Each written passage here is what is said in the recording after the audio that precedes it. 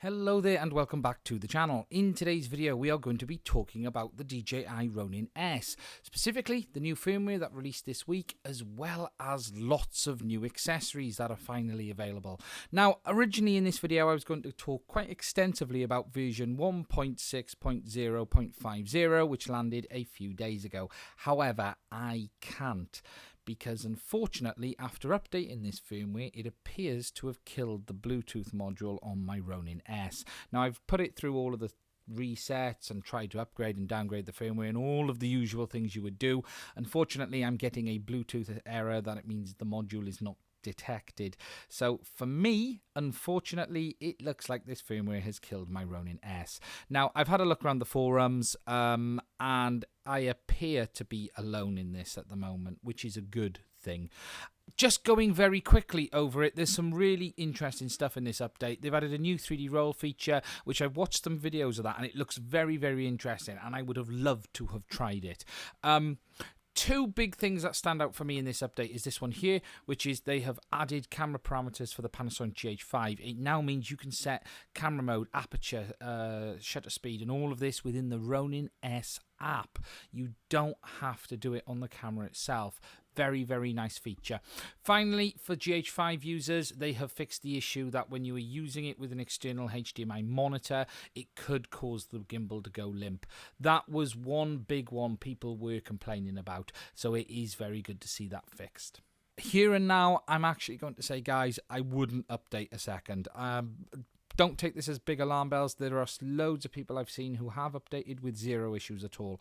However, I can only give you the advice from my own experience. It's going to have to go back to DJI. I've done everything I can possibly do, so I'm going to have to open a ticket and send it back.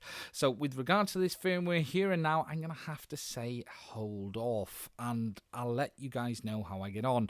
And as I said, I was hoping to talk you through the 3D roll feature and all of this stuff that they've added in this quite large update. But we'll have to save that for a time in the future. Thinking about it, this is probably the first time I have ever had an issue with a DJI firmware update, if I'm honest, across every product. Look, these things happen. The reality is these are high-end, cutting-edge products. Sometimes things go wrong. Is it ideal? No, but it is what it is. I'm going to open a ticket, get it off to DJI, and I hopefully will have it fixed here very, very soon. So here and now, guys, from my experience, I can't recommend you update. Hold off and see what happens. Moving on to some good news. DJI have finally released most of the accessories we've been waiting for the Ronin S. That does mean, yes, you can finally get a battery for your Ronin. Costs $99 in the US and it's £89 in the UK. It's available in 10 to 15 days shipping. So if you've been holding off for a battery for your Ronin, you can now get it from the DJI store. They've also released a number of other things. The command unit, which allows it to control all of the settings on the Ronin S. Something that would actually solve my problem at the moment because I can't connect to it via Bluetooth. However, it is finally available, $129, and it means that you can change, I believe, all of the Ronin S settings via a little on-screen and a little control stick on the front. So it's going to be really handy to have. I'm hoping actually to get this one myself because I think that is a must. I really do think that one is going to be a must. Whilst I do love the app because you have the ability to control, the tracking settings and all of that stuff, having quick access without having to get the phone out will be fantastic. The Ronin top shoe bracket is finally available as well. We've been waiting for that, and that's to give it some extra stability on your camera. So if you're using a large camera, they do recommend that you use that. They've released an extended lens support, so if the one you had wasn't long enough, and I actually found that on mine, it was a little bit short while using it with the GH5. The biggie, and the real biggie everyone's been waiting for, is the focus motor. Yes, you can now order it, $169 specifically for the Ronin S. Available again 10 to 15 days, so you don't have to mess around with using the one from the DJI Focus. You can order this one straight away now. And there is a fixing kit for it as well as focus gear strips as well. The last thing I want to mention is this little one down here, which is the Ronin S Universal Mount. And this is a mount that allows you to put the Ronin head onto almost anything. So you don't put the battery on board. You simply mount this mount to a car, jib, radio control car, you know, an arm, anything you want to, cable cam system, and it allows you to use the Ronin S with it. Now, it does come with a PTAP power cable, and what DJI are saying here is it allows you to mount it to a dual TBS battery mount. I need to have a look at that because I don't recall seeing that anyway, unless I've missed something on something. I might be having a bit of a brain lapse. However, because it is using PTAP, it will basically take any 13 to 17 volt 5 to 10 amp input. So if you want to be able to mount your Ronin S onto a custom system, you now can.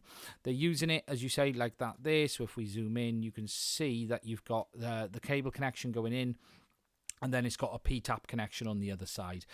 The only thing I have a tiny amount of concern about is this usual connection here. If you're going to mount your Ronin onto a fast-moving vehicle or an arm or a jib, you want to make sure that it is locked in tight. For this application, I preferred to have seen a different way to lock the Ronin on rather than the usual slide-on method. I preferred to see something a bit more secure because I don't necessarily think this is going to be something people are going to be quickly swapping on and off. I could be wrong.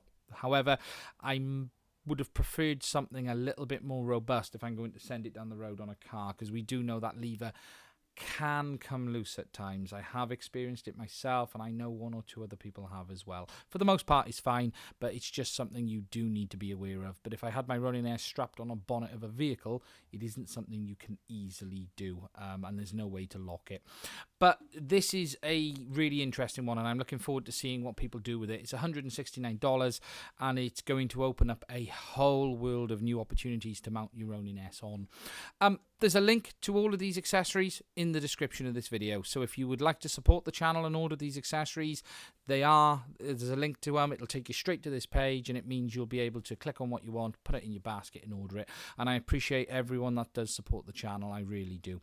That's it for this video. I would love to have spoke a bit more about the firmware, but it is what it is. I'm going to get it off hopefully the end of this week, and I'll let you know how I get on, and hopefully I'll have it back soon. Thank you very much for watching. Please do subscribe, and I'll do another video again soon.